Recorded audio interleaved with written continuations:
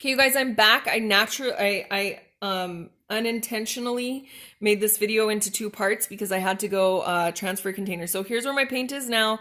It's in one of these bigger containers, and I'm gonna add another milliliter of water to it. Okay, let's check this out and see if this is what we want.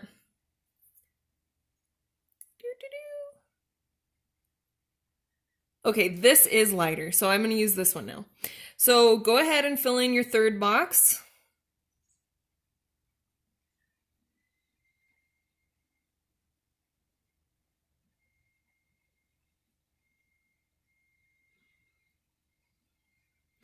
And with watercolor, you can get very, very delicate colors because we're going to be diluting this, which means thinning it out more and more and more until we get to like a light color.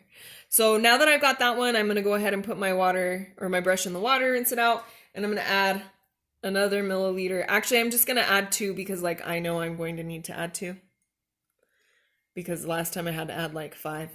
So I'm going to add 2 more milliliters, mix it up a little bit. Just check it, make sure it's lighter than the last one. Yep, we're good.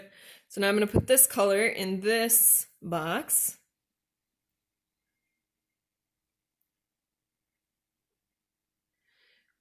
Watercolors look a little darker when you're applying them because they get the paper wet than when they dry. If you're working with like an acrylic paint or an oil paint, those don't really change color very much at all when they dry out. Okay, and then finally I'm going to add 2 more to get my lightest color.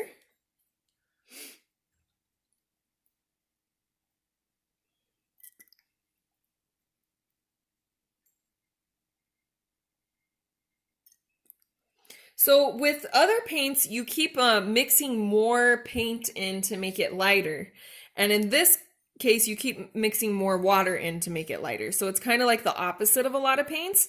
And that's why our color wheel is going to have to be a little different when we make our tints, but that's okay.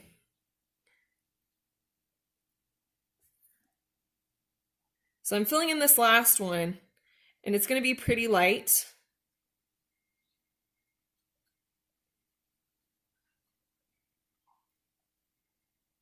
Okay, and then we made a color gradient so you can see how different it is to put these different colors on top of each other. Now I'm going to show you one more way to do it, and we're just going to do it underneath. Okay, so here, I'm going to start over here, and I'm actually just going to make a box underneath the box that I already made. Okay, and I'm just going to fill it in with this one layer of paint. Okay, here I'm going to go with another box, and I'm actually just going to make 5 boxes under these boxes that I already have. But I'm going to do something different to change the value or the color gradient of these different colors than we did last time. So last time we diluted the paint. This time we're just going to add more layers to it. Oh, look at that. I just splattered on my paper. At least it's not spit. Okay, next square. Okay, watercolor dries pretty fast and you can't pick it up once it's on there. So with oil paint, like you can move it around, you could cover it up. Watercolor isn't like that. But the good news is that the mistakes in watercolor often look very pretty. So that's okay. You actually looks better when you have a few mistakes in your watercolor art than when you don't.